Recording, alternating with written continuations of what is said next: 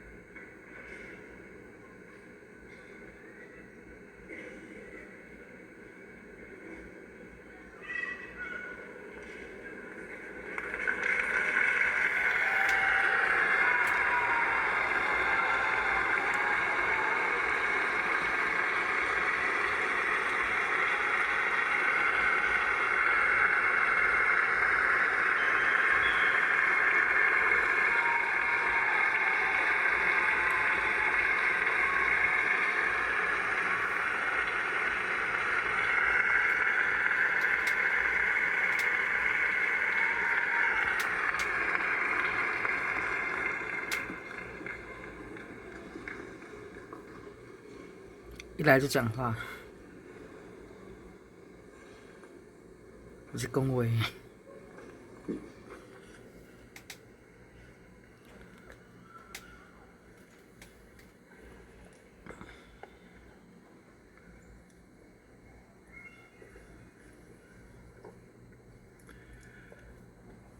Respected heads and representatives of world religions, distinguished members of the diplomatic corps accredited to the Holy See, dear brothers and sisters, peace be with you.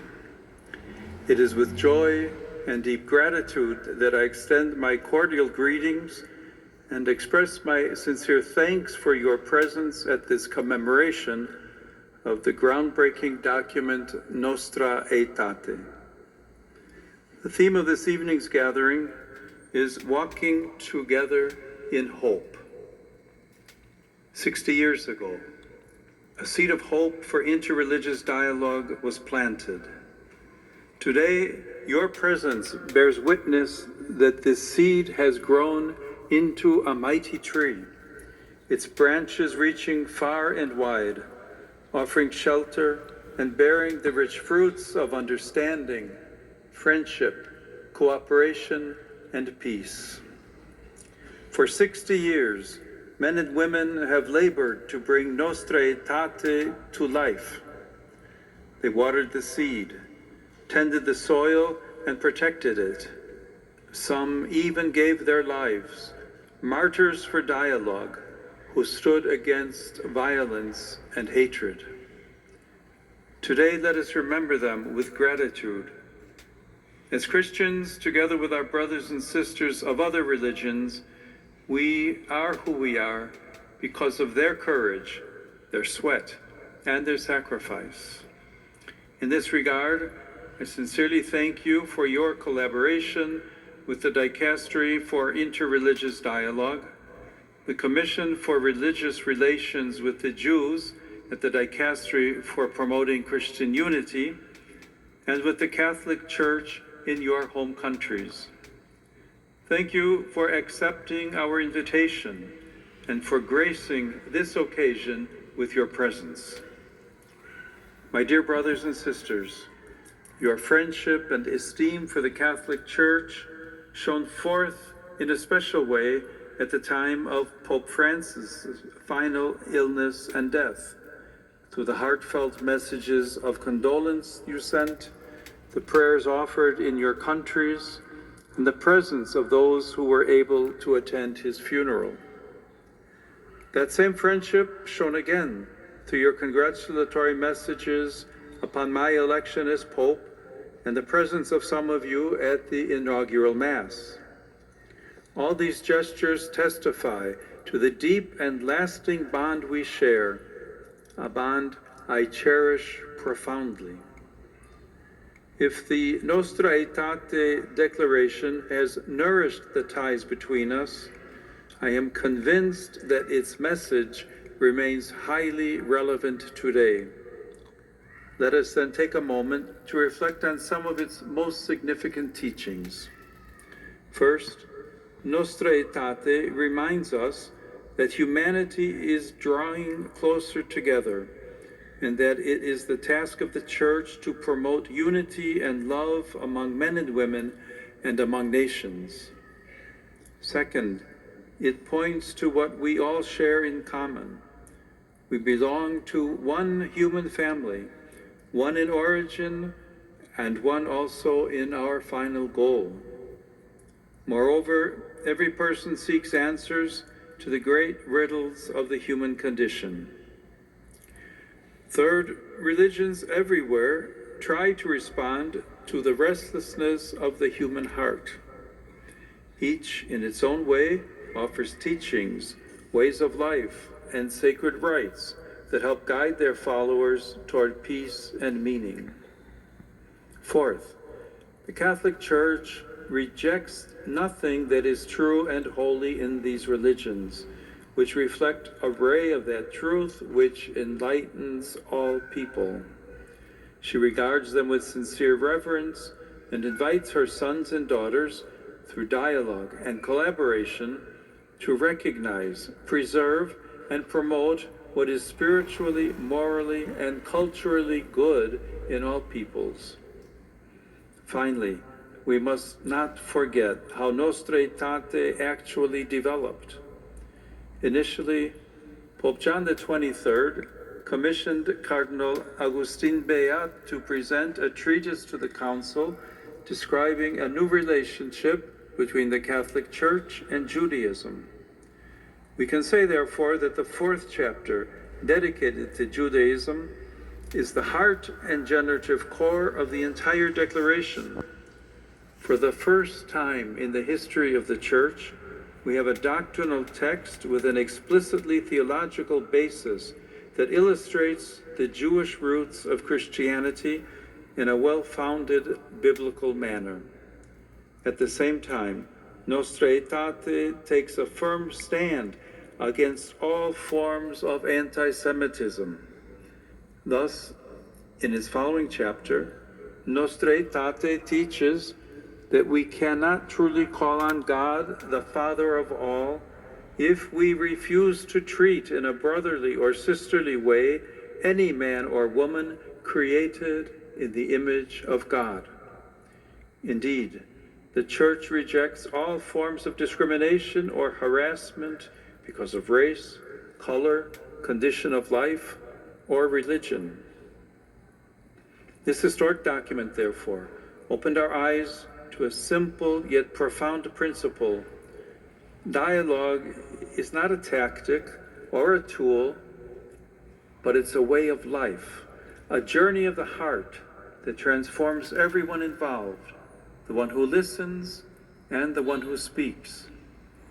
What is more, we walk this journey not by abandoning our own faith, but by standing firmly within it. For authentic dialogue begins not in compromise, but in conviction, in the deep roots of our own belief that give us the strength to reach out to others in love. 60 years later, the message of Nostra Aetate remains as urgent as ever. During his apostolic journey to Singapore at an interfaith meeting, Pope Francis encouraged young people in the following words: God is for everyone, and therefore we are all God's children. This calls us to look beyond what separates us and to discover what unites us all. Yet today we find ourselves in a world where that vision is often obscured. We see walls rising again between nations, between religions, even between neighbors. The noise of conflict, the wounds of poverty, and the cry of the earth remind us how fragile our human family remains. Many have grown weary of promises. Many have forgotten how to hope. As religious leaders, guided by the wisdom of our respective traditions, we share a sacred responsibility to help our people to break free from the chains of prejudice, anger, and hatred, to help them rise above egoism and self-centeredness, to help them overcome the greed that destroys both the human spirit and the earth. In this way, we can lead our people to become prophets of our time, voices that denounce violence and injustice, heal division, and proclaim peace for all our brothers and sisters. This year, the Catholic Church celebrates the Jubilee of Hope. Both hope and pilgrimage are realities common to all our religious traditions. This is the journey that Nostra Aetate invites us to continue, to walk together in hope. Then, when we do so, something beautiful happens. Hearts open, bridges are built, and new paths appear where none seemed possible. This is not the work of one religion, one nation, or even one generation. It is a sacred task for all humanity to keep hope alive, to keep dialogue alive, and to keep love alive in the heart of the world. My dear brothers and sisters, at this crucial moment in history, we are entrusted with a great mission to reawaken in all men and women their sense of humanity and of the sacred. This, my friends, is precisely why we have come together in this place, bearing the great responsibility as religious leaders to bring hope to a humanity that is often tempted by despair. Let us remember that prayer has the power to transform our hearts, our words, our actions, and our world. It renews us from within, rekindling in us the spirit of hope and love. Here I recall the words of St. John Paul II, spoken in Assisi in 1986. If the world is going to continue, and men and women are to survive in it, the world cannot do without prayer. And so now I invite each one of you to pause for a moment in silent prayer. May peace come down upon us and fill our hearts. 讲完都没讲一声。